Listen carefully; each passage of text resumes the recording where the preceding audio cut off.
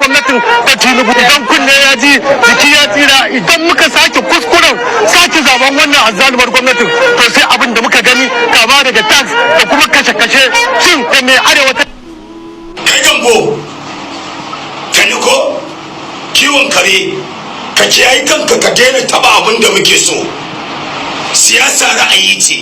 kai ra'ayinka mai ra'ayinmu kuma ƙaryar banza kake yi ai makaryacin banza makaryacin wofi sha kana wata maganar wani duk wanda ya zo ya tallata wannan tafiyar Allah shi yake bada mulki ga wanda ya so Allah ya fi ka sanin karatun bebe to ka kiyaye kanka ka kalle ni da kyau ka san ni to assalamu alaikum ni kaga duk su biyun barwana da su amma in ka lura da bidiyo din guda biyu zaka gane cewa shi na farkon yayi bidiyon ne a cikin mutane a cikin jama'a a cikin kasuwa cikin talakawa suna jinjina masa suna jin daɗi ba wanda ya zage shi ba wanda ya taba shi na biyun da ya tashi masa martanin kare gwamnati kare Bola Tinubu sai ya a cikin ɗaki to wannan ya nuna maka cewa shi na biyun ya san cewa maganar da zai yi ba magana ba ce wacce talakawa akasarin talakawan Najeriya suka san wannan maganar shi na farkon ya nuna maganar da zai yi ita ce akasari damuwar talakawan Najeriya shi yasa yayi ta a cikin mutane ya san ba mai masa komai sai dai a gashe shi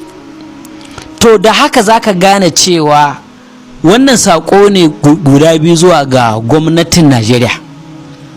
wallahi gwamnatin Bola Tinubu talakawa ba sa jin daɗin ku wallahi duk wanda ya gaya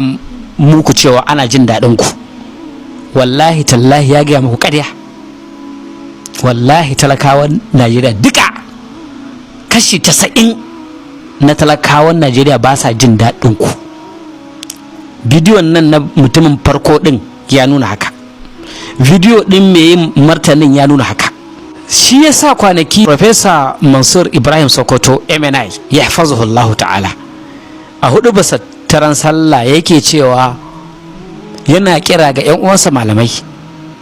da Allah duk wanda zai tallata Bola Tinubu to ya tallata shi da abin da talakawa za su gani na raya ƙasa ko na taimakon al'umma kar a tallata shi da sunan addini saboda kwata-kwata mulkinsa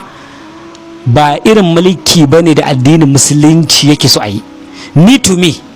ni a wajena ba kushe bata musulunci ne ma tallata wannan gwamnatin da su musulunci umuna Aisha radiyallahu anha ta ce annabi sallallahu alaihi wasallam ya yi wata addu'a ya ce Allahumma man waliya min amri ummati shay'an fa shaqqa alaihim fa shaqqa alaihi wa man rafaqa bihim farfuq bihi ta ce annabi sallallahu alaihi wasallam ya daga hannu ya ce ya Allah duk mutumin da ya samu wani al'amari na al'ummata wani shugabanci ko wata dama sai ya tsananta ma al'ummata Allah ka tsananta masa wanda kuma ya sauƙaƙa musu Allah ka sauƙaƙa mai kuntatawan kuma kowaye ko musulmi ne ko da ba musulmi ba addu'a ce shamila kan koma waye annabi sallallahu alaihi wasallam yayi ta in za a gyara amma wallahi talakawa ba sa jin daɗin ku bidiyon nan na wannan dan fim ya nuna haka